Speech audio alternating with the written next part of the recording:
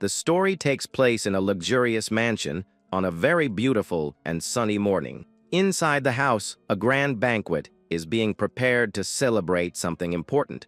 This celebration is for the young Master Isaac, who was recommended for the Royal Academy at just 10 years old. One of the maids says she made all of his favorite dishes for this special day. The boy is very happy and gives a shy smile for all the affection he is receiving. Then he thanks his nanny, and we find out his name is Isaac von Goethe. Next, a man approaches with a gift, but Isaac says he didn't need anything. But he insists, saying the young master saved his son's life by giving him some medicine. The servant says the gift is nothing, and the white-haired boy accepts it with a thank you. Suddenly, a little blonde boy runs towards them, calling for his older brother. The boy says he is going to play a song on his lute to celebrate the special occasion. The servant comments that young Jonas is very talented and has even been called a prodigy. The older brother smiles and says he wants to hear his song then. With a smile on his face, little Jonas agrees and gets ready,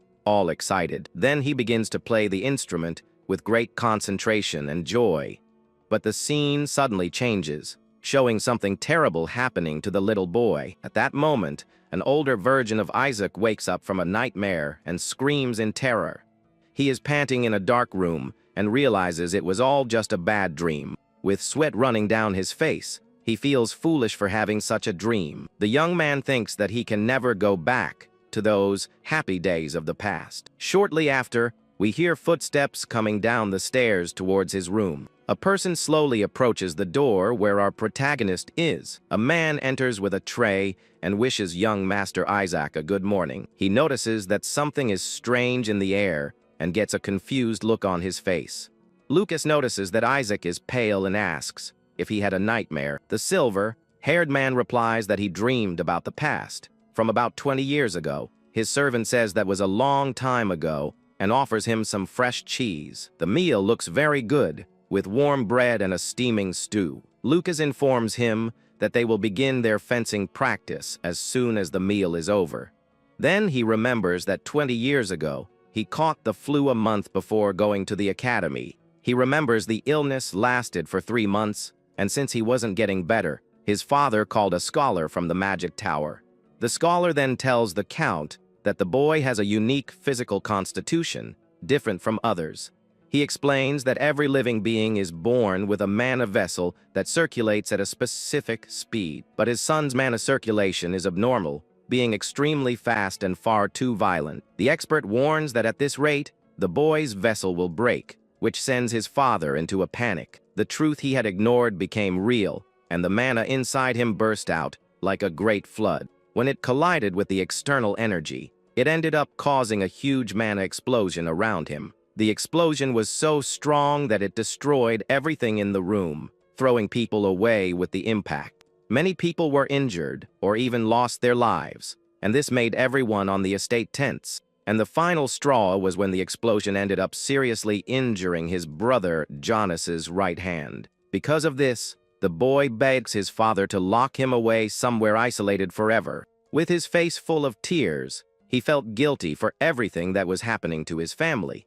He just wanted to go to a place where no one could reach him, so he wouldn't hurt anyone else. This way, no one else would get hurt, and he remained isolated in a room for a very long time. Back in the present, he eats a piece of bread and remembers he was about 15 years old at that time. But suddenly, the protagonist starts coughing and doesn't seem to be feeling very well. At that moment, the silver-haired man notices that Lucas is struggling to stay on his feet, leaning against the door. His loyal servant is coughing and spitting up a large amount of blood from his mouth. Isaac understands that this is a symptom of mana poisoning from being by his side for too long. The young master quickly grabs a cloth to help his friend, who is in very bad shape. He says this happened because Lucas stayed there for no reason and needs to rest for at least a month. But Lucas smiles and asks who would take care of him, teasing that the master has no friends. The servant then tells his master not to worry,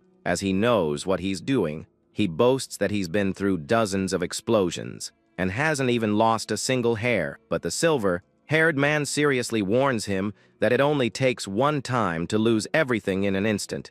Then the young man tells him to leave, because he needs to meditate, and his servant agrees with a smile. Lucas says his goodbyes, saying it was a pleasure to serve him all this time together. The door closes and Isaac is alone again in his dark, isolated room. Suddenly, a voice echoes, congratulating young Master Isaac, and he becomes alert. In the blink of an eye, he is back in his child's body, in the middle of the banquet from his dream. But the happy banquet from his dream turns into a nightmare, with everyone collapsed on the floor. A mysterious voice says that he has finally arrived, and the young man looks to the side, frightened. This voice then welcomes Lucas back, leaving the boy even more confused. His friend is standing at the banquet table, staring at him in a very dark way. With a scary smile, Lucas says it's been a long time since they've seen each other. Suddenly, the protagonist wakes up panting, realizing it was all just another nightmare. With his heart racing, he tries to understand what just happened in his bad dream. In reality, Lucas had passed away, and after that day, he never came back for more than a year. Isaac learned of his passing from his father, and after another explosion, he locked himself away for good. Alone in the darkness, he received only a piece of bread through a hole in the door. Full of regret, he thinks he should have kept his distance and not cared about anyone. He believes that if he had been a cold and heartless person, everything would be different. Because if he had acted that way, maybe all the people he loved would still be alive. Years passed like this, with pieces of bread piling up at his bedroom door. But even so, he was still alive and now he needed to move on. With a much older appearance, he eats a piece of bread, and besides, he needs to look to the future. Despite being middle-aged, his appearance was already that of a very old and tired man. During the 30 years he spent in isolation, he studied magic to overcome his condition. After reading all the books, only intuition was left to find a solution. While meditating deeply, a mysterious voice begins to speak to him in his mind. The voice questions him about his loneliness and encourages him to find his true self. After a long time, he finally found a clue to overcome his curse. He wonders if something is wrong with his family as he continues to receive materials. With the new items, he is able to continue his magical research in search of a cure. With eyes full of determination, he remains focused on his main goal. Now, at 71 years old, he looks at the marks on the wall that count the time. Suddenly, footsteps are heard approaching from outside his door. A dark silhouette appears in front of his cell, putting him on alert. The person on the other side calls him brother, and we see that Isaac is old and wearing an eye patch. The voice identifies itself as Jonas and asks if he is sleeping, leaving Isaac in shock. Surprised to see his brother, Isaac asks what brings him there after so much time. In the darkness outside, Jonas's silhouette remains standing in silence. Then he asks if he can come in, leaving the white-haired old man even more shocked. With a clenched fist, the protagonist tells him to speak from where he is without coming in. The two sit down, separated by the door, and Jonas asks how he has been. He then reveals that today is the anniversary of their father's passing. Isaac gets a sad expression and asks how their father passed away. His brother says it's a long story and asks if he wants to hear it. He begins to tell him about a war of succession that happened 30 years ago. The man continues the long story, explaining the whole political situation of the kingdom. The old man listens to everything with great attention, without interrupting the narrative. His bright blue eyes show that he is completely focused on what he is hearing. The protagonist remembers when they were young and would sit on the floor together.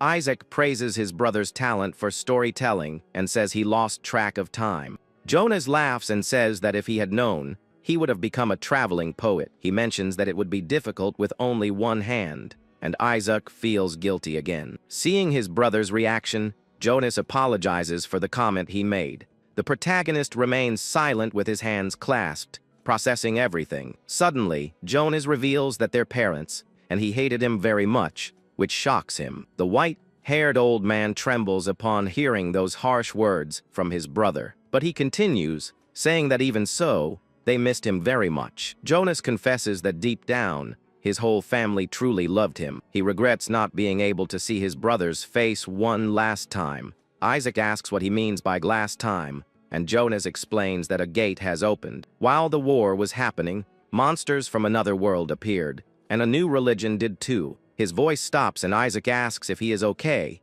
but Jonas just says that he is at peace. The protagonist feels that something is very wrong with his brother on the other side. He regrets not having come out sooner and sees blood seeping from under the door. Desperate, the old man opens the door to his cell as fast as he can. Upon exiting, he finds his brother Jonas lying lifeless on the floor with a serious injury. With an expression of pain, the protagonist looks at his brother's body lying on the floor. He realizes how severe the injury was and praises Jonas's strength for having spoken for so long. Carefully, the old man picks up his brother's body and says he can't stay there forever. Then, after decades, he finally takes the first step out of his prison. Isaac carries Jonas's body, slowly climbing the long stairs of that dark place. Tears stream down his face as he wonders why everything ended like this. He notices his brother is very light and imagines how long he had been starving. Upon reaching the top of the stairs,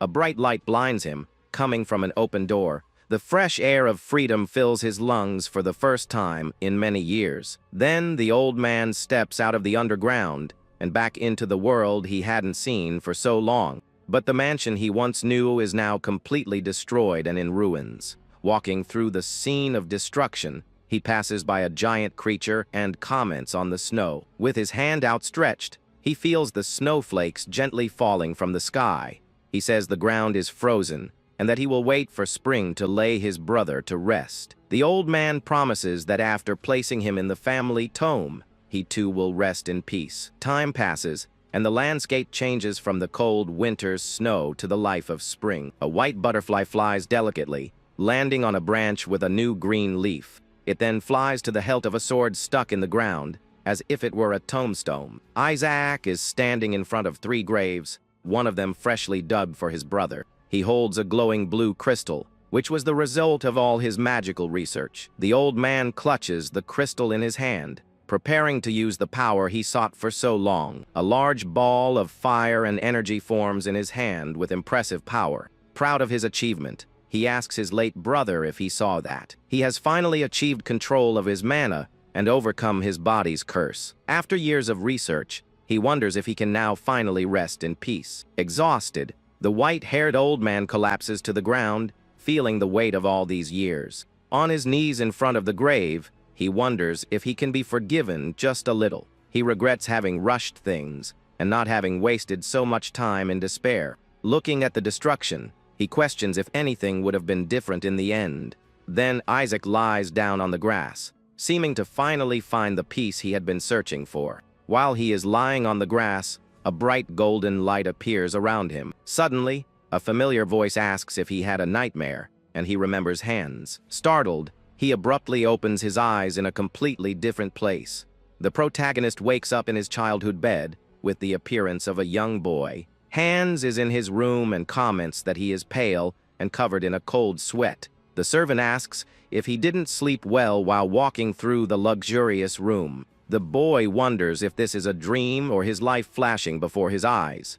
Without understanding anything, he gets out of bed and goes to the window, ignoring the servant. Outside, he sees his younger brother Jonas being scolded by a maid. The boy is up in a tree and assures her that he is perfectly fine. Jonas then looks up and gives a mischievous smile to someone in the window. The little boy shows off a toy soldier and excitedly calls for his older brother. Isaac looks at the scene in shock, realizing his brother is alive and well right in front of him. Little Jonas ignores the warnings and celebrates happily for having climbed the tree. Seeing his brother smiling, the protagonist has an expression of relief and surprise. With his heart racing, he understands that this is not a dream and that it is real. He realizes that he has somehow managed to go back in time and change his destiny. The mysterious voice from his meditation echoes in his mind about finding his true self. The words encourage him to free himself from the shackles of the past and his old perspectives on life. The voice tells him to become himself, and the young man seems reborn with a new determination. With a firm and determined look, he is ready to rewrite his tragic story. He then remembers a broken vase shattered on his bedroom floor. The maids clean up the mess, afraid of the young master's next mana outburst. They comment that his mood gets worse every day, and a man appears at the door. Hans overhears the conversation and gets furious, wanting to teach the maids a lesson, but the young master stops him by holding tightly onto his clothes. The boy says they're not wrong, and that he should leave them alone. He also warns Hans to stop coming around, as he got hurt today by being at his side. However, his loyal servant looks at him with a gaze full of determination. Then he kneels and says he still likes his master just the same. The servant explains that the boy is just going through a tough time. Isaac is touched by Hans's words, who says everything will soon pass. With a bright smile, his friend says that's just how life is and everything will be okay. But in his past life, Hans ended up losing his life in one of Isaac's explosions. He remembers the terrible scene of finding his friend collapsed at the door. The platinum-haired boy blames himself, thinking he was responsible for what happened to the person he cared about. He understands that if this is his new reality, he needs to do something about it. The boy then turns to his servant, who is behind him, and calls him by name. Hans promptly answers the young master's call with a gentle look. Standing near the window, the white-haired boy tells his servant to leave. With a shout, he demands the man get out of his sight right now. His face shows a cold determination as he stares at his servant. The boy thinks to himself that his friend got the message and will leave. He clenches his fist, believing this is the right choice to protect his friend. Hans's feet turn, and he starts walking toward the bedroom door. But he stops at the door and asks the young master not to carry everything alone. The servant says that sometimes it's good to rely on the people around you. The platinum-haired boy realizes this conversation never happened in his dream. To test if it's real, he gives his own face a hard slap. The pain he feels on his cheek confirms that all of this is real. He remembers his own passing and looks outside, seeing his brother is still alive. He decides it doesn't matter if it's a dream or reality, and looks at his brother. With that, the platinum-haired boy is determined not to let another mana explosion happen. Then he remembers that a long time ago, his great-great-grandfather Zeke von Goethe had the same condition. During his isolation, he learned about it from his ancestors' records. After years of study, he finally discovered a way to overcome this condition. The solution he found for his problem was a magical rune stone. This stone has a special pattern engraved on it, after much research by its creator. The boy remembers that in his past life, his hands trembled a lot when trying this. To stop the explosions, his mana vessel needs to withstand the circulation. But in his case, the energy is so strong that the vessel can't handle it. And unlike normal people, his vessel restores itself as if nothing had happened. That's why he can have outbursts over and over, like a walking disaster. So this stone intentionally damages the mana circulation pathways. With the damage, the parts receive a constant impact to strengthen themselves over time. This way, new mana channels are opened, and the shock of the energy is dispersed. But the success rate is very low, and he only managed it in his past life right before he passed on. That small spark he created was proof that his method worked. With newfound hope, he wonders if he will be successful this time. Suddenly, a flame appears in his hand with a force much greater than before. The massive fiery blast surprises him with its destructive power. With wide eyes, he can't believe what's happening. The boy wonders what kind of firepower this is that he just unleashed. With a focused gaze, he manages to stop the flow of energy before it gets worse. Then a blue circle forms on the ground, and energy erupts from within it. The blue energy flows throughout his body, showing his mana circulation. His eyes turn golden, and he feels the power flowing inside his body. He holds the rune stone as the flame in his hand burns even stronger. The fire intensifies, and he realizes his plan is working. The young man understands that it was exactly as he thought it would be. With a smile, he realizes that the mana channels have successfully increased to 3. He realizes the method really works, and now he can use 3 spells. But he closes his hand and puts out the fire, as that wasn't his goal. His true goal is to prevent any explosions from happening in the future. So he understands that just 3 channels are not enough for that. To increase the channels, he needs to use magic more frequently and reduce the strain. While holding the stone, he decides that until then, he can't keep anyone near him.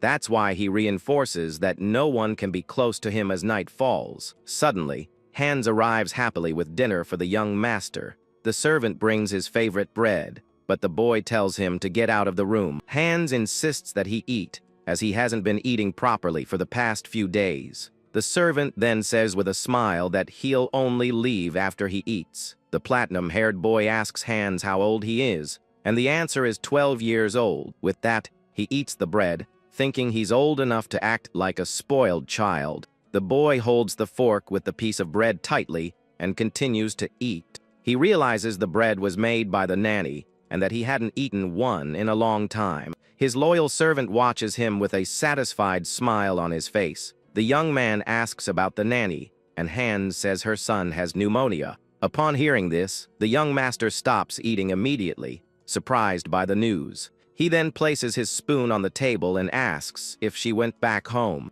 He finds it odd for a nanny to leave her post over her son and thinks everything is fine. The fire in the fireplace burns brightly as a tense silence fills the room. At this, Hans gets a worried look, waiting for his master's reaction. The white-haired boy keeps his head down, thinking about something important. With that, his hand clenches on the table, showing how nervous he is. He then asks if only the nanny's son caught the mysterious illness. The servant is a little confused by the young master's sudden question, but he replies that, in fact, all the children in the village are sick.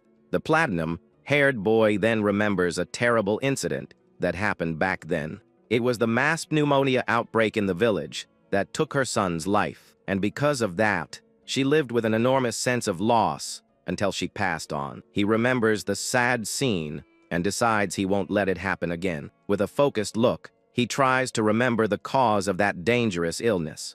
Looking at the soup, he begins to suspect that the food might be the problem. The boy then turns to his servant and calls him by name with a serious tone. He stands up and asks what kind of monster they recently hunted in the village. The scene then shifts to a dark forest at night. In the middle of the woods, a deer appears, walking calmly through the landscape. Suddenly, the animal is startled by something that appears in front of it. A huge fireball appears out of nowhere, illuminating the entire forest. The fire magic heads toward the deer, which leaps to escape the attack. During the night, our hero walks through the forest, looking a bit frustrated about something.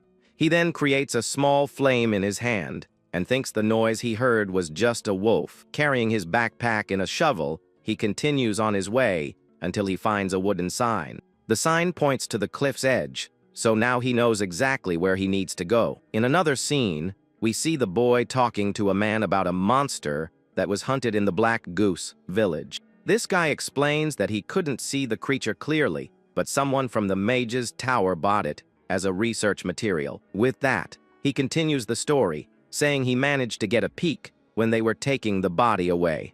According to him, the creature looked like a giant spider covered in silvery fur. Putting the information together, the protagonist concludes they're talking about a winter spider. Later in his room, he reads a book and discovers that these creatures reproduce very quickly, forming swarms. But their real problem is the concentrated mana they carry with them. This energy causes mana poisoning, which is like a toxin that slowly tightens its grip around your neck. Realizing the gravity of the situation, the young man returns to the forest to gather some plants. He's sure that the village children are poisoned by the mana the spiders release, so he fills a jar with all the medicinal herbs he could find there. The boy knows that at this time, people barely know about mana poisoning, and this is an opportunity. He is pleased with his harvest, believing that this amount of herbs will be enough. The young man thinks that if the children take the medicine, their symptoms will greatly improve. However, the effect will only be temporary, and for a complete cure, the spiders need to be eliminated. The young man thinks about asking his parents for help, but his father is usually at the border fortress. Meanwhile, his mother is wandering the continent searching for a cure for his unusual condition. With that in mind, he knows that if he just waits around for them, Hinder's life will be in danger. So, the young man heads back to the village under the starry sky and goes to his nanny's house. Getting closer, he observes the quiet residence due to the late hour. Inside, the woman is sitting by the bed, taking care of her son who looks ill. Suddenly, she hears a sound from the entrance and turns to see what's happening. Upon opening the door, The nanny is met with a hooded figure and asks, "Who is there?" At that moment, she is completely surprised to recognize the unexpected visitor. The young master lowers his hood and comments that she looks tired, leaving the woman even more shocked. Worried, she helps him inside and asks the reason for his visit and if something happened at the estate. The nanny then notices the boy's face is covered in dirt and carefully cleans it. But the protagonist has a serious look, as he has a very clear goal in mind. Outside, he explains he came to check on her since she didn't come to work, but the woman stops him from entering. She tells him that Hinder has pneumonia and fears the young master might catch the illness too. To reassure her, the young man covers his face with a cloth and asks if that's okay. After that, he simply ignores her concern and hands her a bag with the herbs he gathered. The woman asks what it is, and he explains they are medicinal herbs and teaches her how to prepare them. He then enters the room to finally see how the sick boy is feeling. Approaching the bed, he observes Hinder, who is lying down, covered, and looking very weak. Upon seeing the bluish spots on the boy's face, our hero confirms that it is indeed mana poisoning. Beside the bed, the young master calls out to Hinder, trying to wake him up while the nanny watches. With difficulty, the sick boy opens his eyes and seems to recognize who is there. Hinder then begs the protagonist not to fire his mother, thinking he came for that reason. At this, the woman feels guilty and cries, thinking it's her fault for not being able to work. But our hero reassures her and calmly says he's not going to fire anyone. Placing a hand on Hinder's forehead, he jokes that his mother is the only one who brings him wheat bread. He then tells the sick boy to just focus on getting better, as that's the most important thing now. After that, the scene changes to a beautiful sky with pink clouds, signaling a new morning. Now in a different place, a guide shows the young man the abandoned mine he was looking for. The two then approach the cave entrance, which is covered in vegetation and has a gloomy feel. The boy asks if it's a limestone cave, and the man confirms that it is. Satisfied with the information, the young man thanks and pays the guide for his service. The man warns him to be careful because people have vanished there before, but the hero thanks him for the warning. Alone, he thinks that if winter spiders like limestone caves, this must be their nest. Then, before entering the darkness, he begins to concentrate energy in the palm of his hand. Creating a sphere of light in each hand, the young man prepares for what he will find inside. He remembers that he can now cast 3 spells at once with second-class power. Entering the cave, he knows there's a limit, and if he uses too much power, his body might not handle it. That's why the young master can't go in firing off spells without knowing how many spiders there are. At that moment, he spots a specific plant on the ground and realizes he needs it for his plan.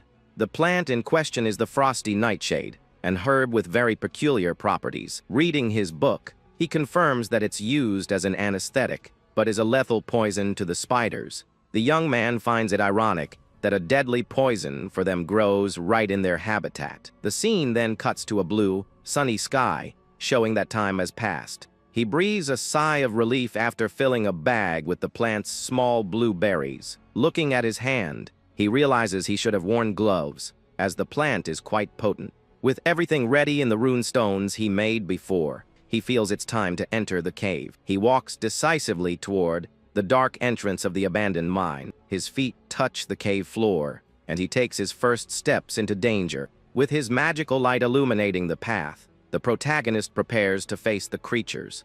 Inside the cave, he sees a chasm and thinks that passing away there would be pathetic. The nest must be down there, but he wonders how he's going to get down. He then spots an old rope ladder hanging from the edge of the cliff. The ladder looks very old and fragile, making it a dangerous path. With a worried look, the young man analyzes the situation before making a decision. With no other option, he firmly grips the rope to test its strength. He then starts to carefully descend the ladder into the darkness. Finally, his feet touch the ground at the bottom of the cave, and he steps carefully. The young man takes a deep breath, relieved to have arrived safely but still tired. However, as he looks around, he is shocked by the frightening scene. In front of him is a pile of skeletons, and he confirms that he's found the right place. The bones look like they've been completely drained of all bodily fluids. The boy picks up a bone from the ground and identifies it as a human collarbone. He then remembers the guide's warning about people who have disappeared in the area. Suddenly, a sharp, crystalline leg emerges from the shadows very close to him. His instincts scream, and his face shows the surprise of the imminent attack. The young man turns quickly, preparing to face the creature that attacked him.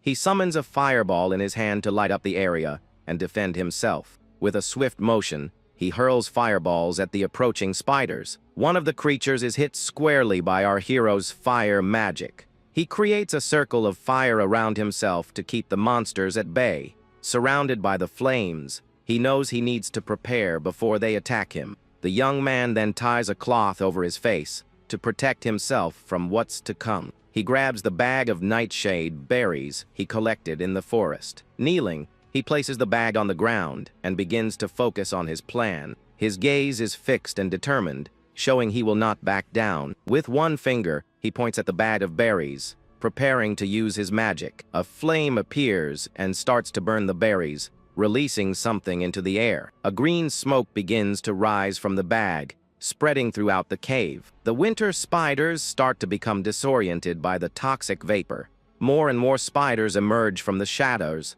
forming a terrifying swarm. With everything ready, the young man confidently declares that the hunt is about to begin. The scene shifts to a lavish office where a man is sitting at a desk piled high with books. He appears to be angrily writing a letter, wondering what he was doing before. After writing, the man stands up and walks to the window with a thoughtful look on his face. Outside, a man is being told by another to be careful with his words. But the angry man questions the lord of these lands for not having protected his people.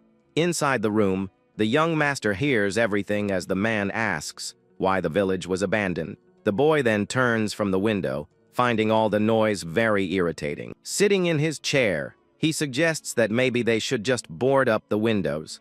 But the young man has a better idea and thinks about moving underground for good. That way, he would have less noise and fewer people around, perfect for focusing on his research. The boy thinks about using a mineral on the walls that's great against mana explosions. With a smile on his face, he turns and asks someone named Hans what she thinks of the idea. However, he realizes he's alone in the room, and there's no one there to answer.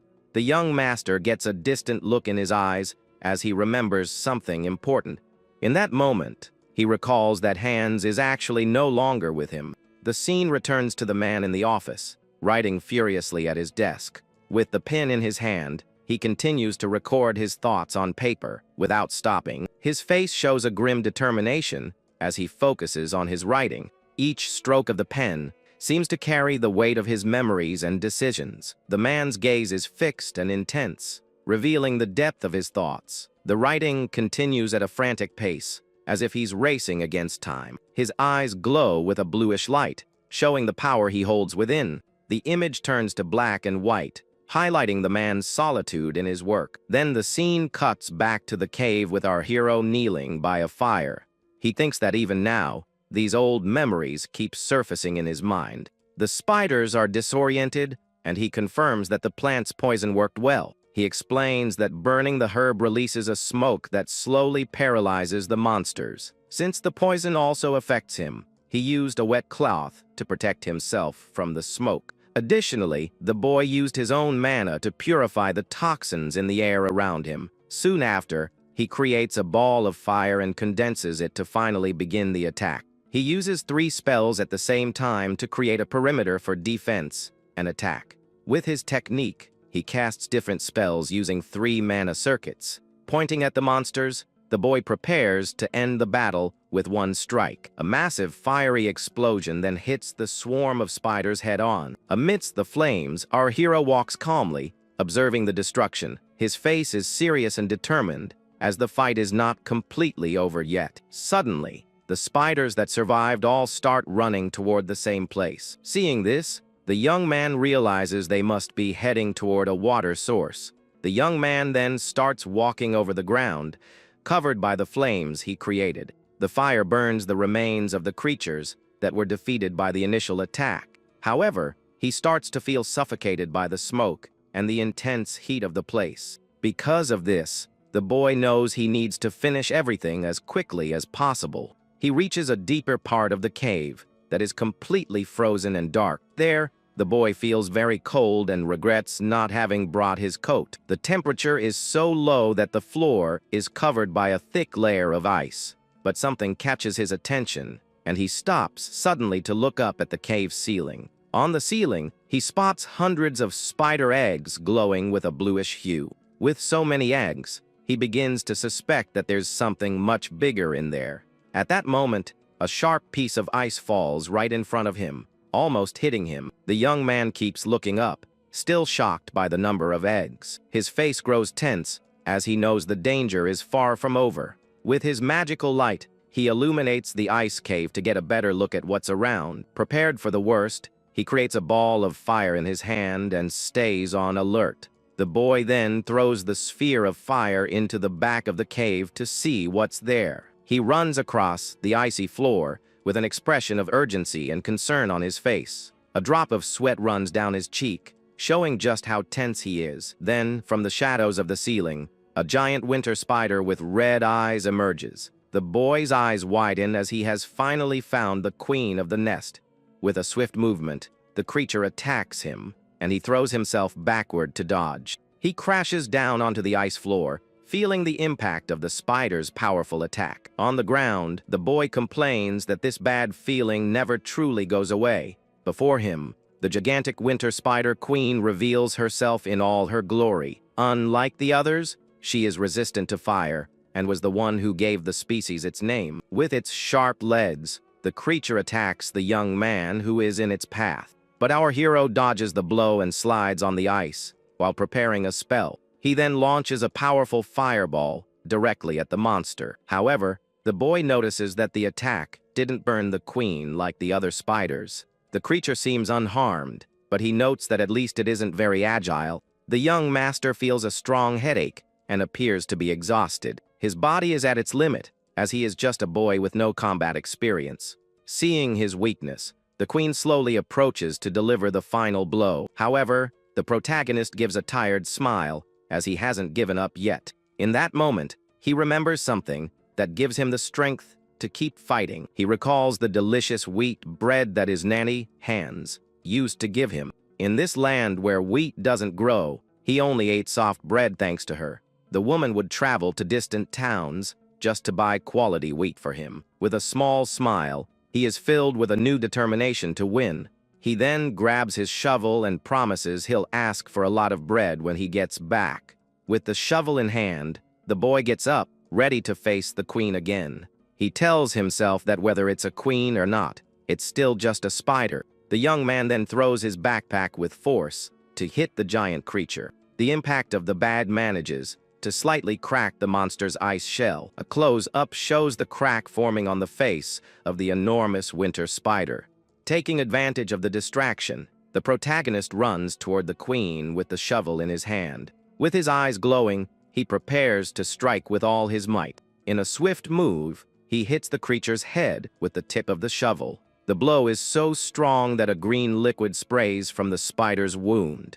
The queen shrieks in pain as the young master braces himself for the next attack. Using his momentum, he spins his body to land another blow on the injured spider. But the creature strikes back, sending him flying far away. At the last second, he manages to grab onto one of the giant creature's ice legs. The queen then thrashes furiously, trying to get rid of the boy at all costs. With his face full of determination, he knows he needs to hold on tight and can't let go. The boy cannot fail, as he doesn't even have enough mana for one more simple fireball. Therefore, he decides to abandon long-range attacks and focuses the energy in his hand. The young man then generates a new fireball, but this time he condenses it as much as possible. The energy transforms into a bluish sphere, and he compresses it even further. With difficulty, the boy continues to concentrate all his remaining power into this one strike. He then touches the sphere to the queen's wound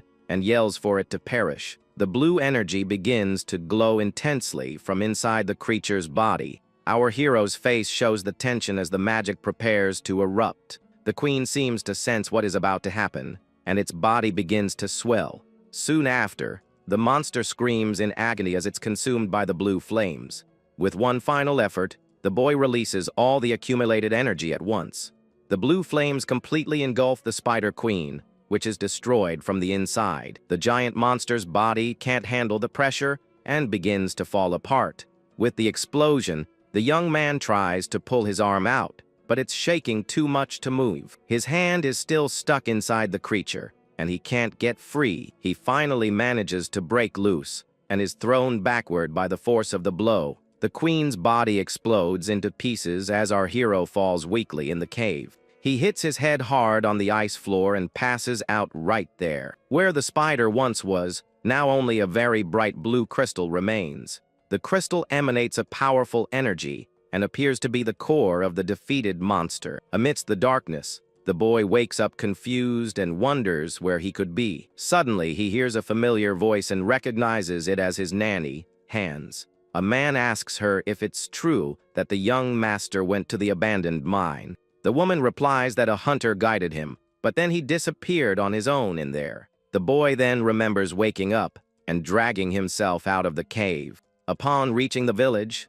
he found his nanny pacing back and forth, worried, completely exhausted. He simply fell asleep in her comforting arms. Now in his bed, the servant says he followed his orders and Hinder has fully recovered. With a smile, the man says that this is the kind of person the young master is. Hearing the praise, our protagonist gets all flustered under the covers. When he opens his eyes, he sees his nanny and the other servant there by his bed. The boy asks how long he slept, and they say it was for half a day, but his nanny gets annoyed by his calmness and asks what he means by that. She scolds him for going to such a dangerous place, all by himself. Not knowing what to say, the boy makes up a story that he went to gather herbs and fell. Changing the subject, he asks about Hinder, and the nanny says he is much better. The young man is relieved and thinks it's better to keep the poisoning a secret.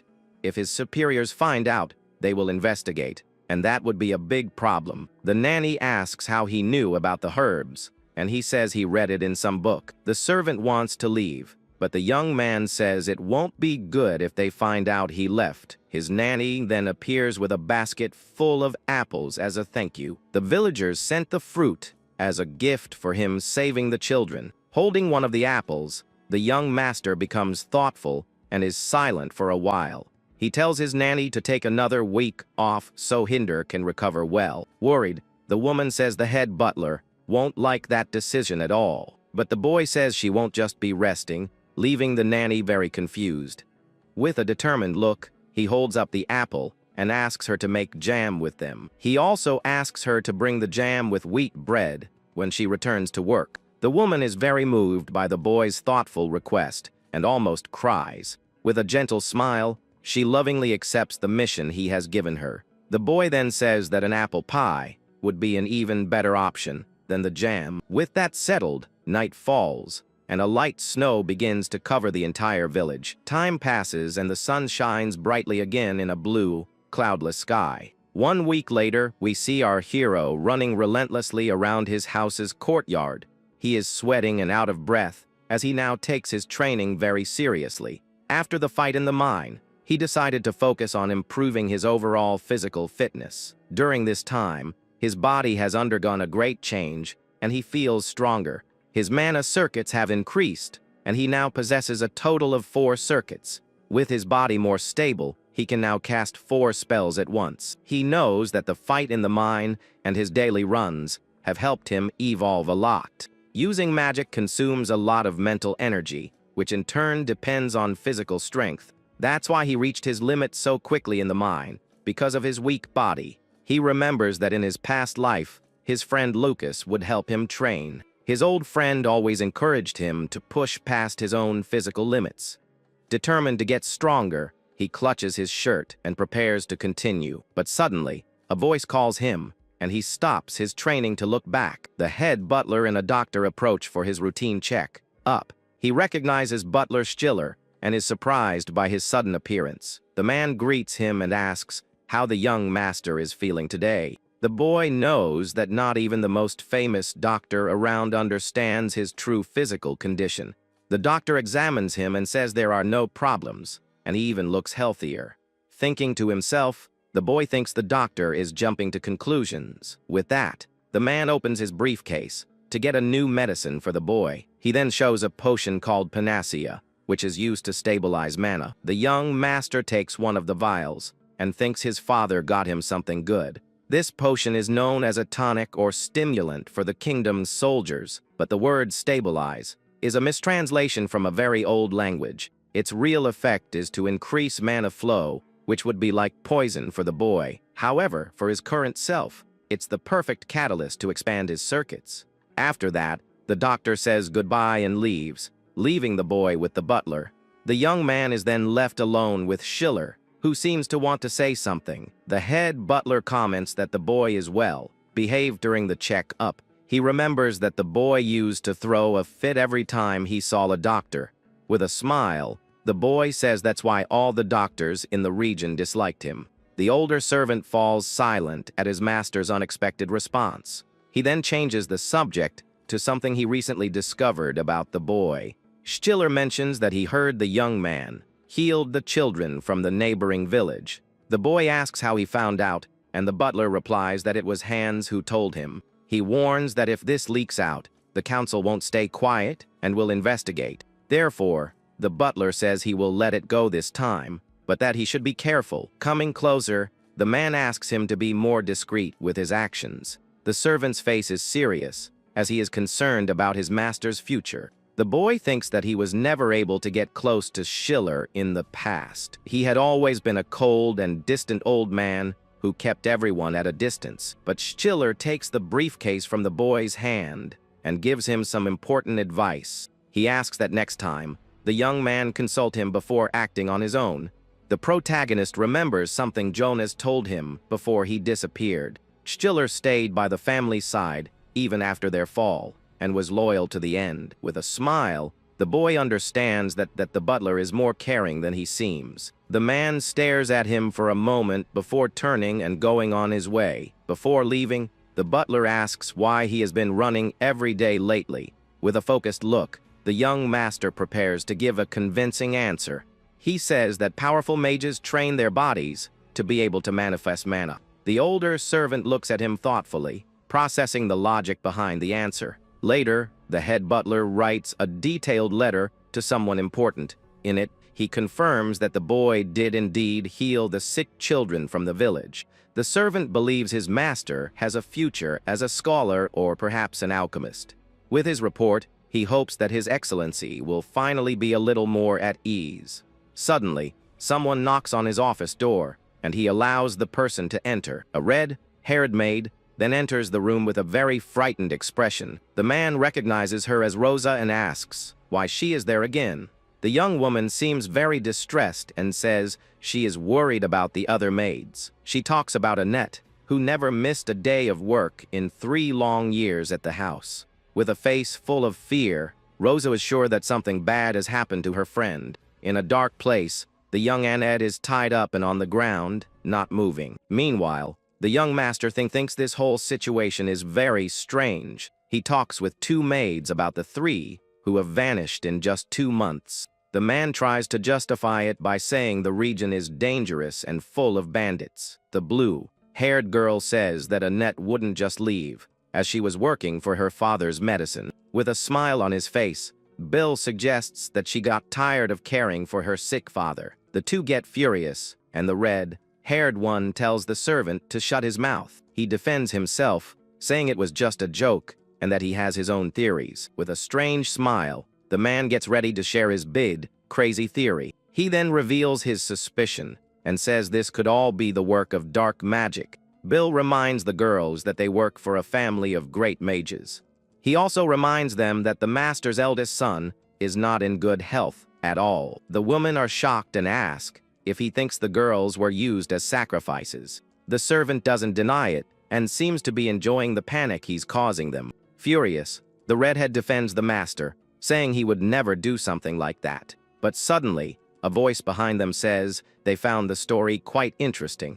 The servant turns around, startled, and freezes when he sees who was listening to their conversation. Our hero looks at him with a smile and asks him to tell him everything in detail. Completely panicked, the man starts to break out in a cold sweat, not knowing what to do. A while later, in the master's room, the servant begins to tell what he knows. He says it all started 2 months ago when a maid named Hild went missing. Weeks later, it was Clara's turn, and over the weekend, it was Annette who didn't come back. Memories of the disappeared girls flash through the minds of those present. The young man listens carefully as Bill continues his detailed account. With an intimidating look, the young man asks if the servant has any idea why they disappeared. Frightened by the boy's gaze, the servant says he actually knows nothing. The master tells him to be honest and promises he won't be punished for what he says. The man still hesitates, but the young man looks at him with a calm and serious expression.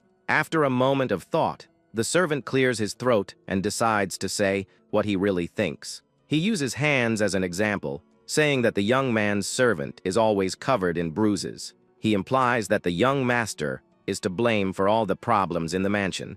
The servant immediately regrets speaking too much and gets himself into even more trouble. With a cold, calm voice, the young master then slowly says his name. Desperate, the man gets on his knees and begs his master to spare his life. Holding the servant's hand, the young man asks if he truly doesn't want to meet a bad end. With a smile, he then offers him a job in exchange for sparing his life. Bill is completely confused and just stares at the boy, utterly terrified. Later that same night, the moon shines brightly in the dark and starry sky. Inside his room, the young man summons a fire spirit with a blue flame. Sitting on his bed, he says the names Rosa and Annette to the magical creature. With that, Rosa's image appears first in the floating blue flames. Soon after, Annette's image also emerges within the spectral fire.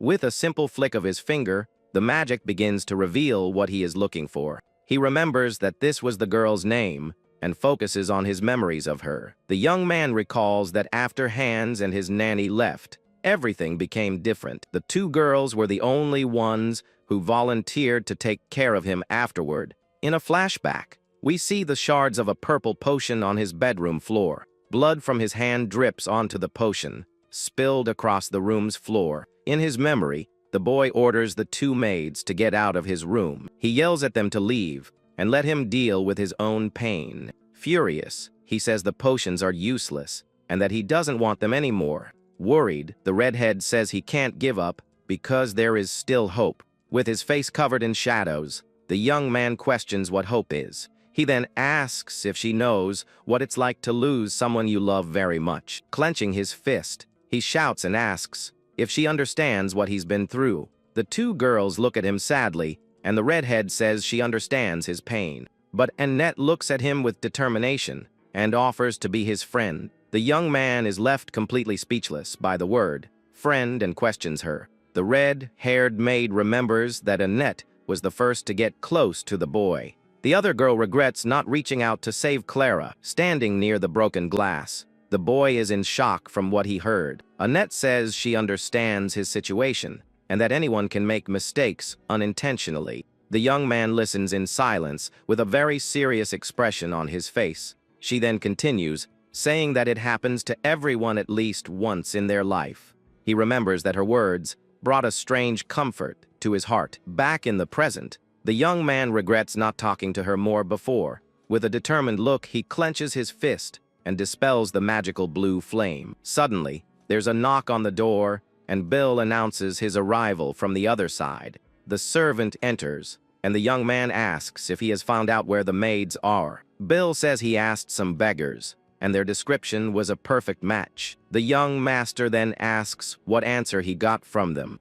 The servant reveals that they were taken by traffickers who promise a better life. The boy questions why they would need a middleman to go to the south. Bill explains that the journey requires transportation and expensive mercenaries for protection. He adds that without help, it would be impossible for them to do it all on their own. With that, the boy understands that the servant's story makes a lot of sense. Thinking to himself, Bill believes his master is just a very naive boy. But suddenly, the servant realizes something very strange about this whole story. He turns to the young master with a surprised look on his face. The man says it was expensive to make the beggars talk, and that he used all the money The young man asks if it was the 20 silver coins, which is half a year's salary. The servant laughs nervously and says everyone was suspicious, which is why it was costly. But the boy says money doesn't matter, and Bill is very happy with that answer. The master then asks if he needs anything else for their mission. He also promises that he will make sure the servant receives a good reward. Bill is beaming, thinking he's managed to fool a real sucker. He believes he's found a golden goose, even if it's risky. Excited, the servant offers to guide his master to these so-called traffickers. He thinks that life is all about high risks and big rewards in the end. But the scene cuts, and we see a shirtless Bill trapped inside a dark cell. In the corner of the cell, we see a skull covered in cobwebs and dust. The man is completely confused about what has happened to him. Desperate, he holds on to the bars and wonders how everything ended up like this so suddenly. Suddenly, the young master appears, and the servant asks why he's in that place. With a smile, the young man shows him a glowing blue stone and looks at him confidently.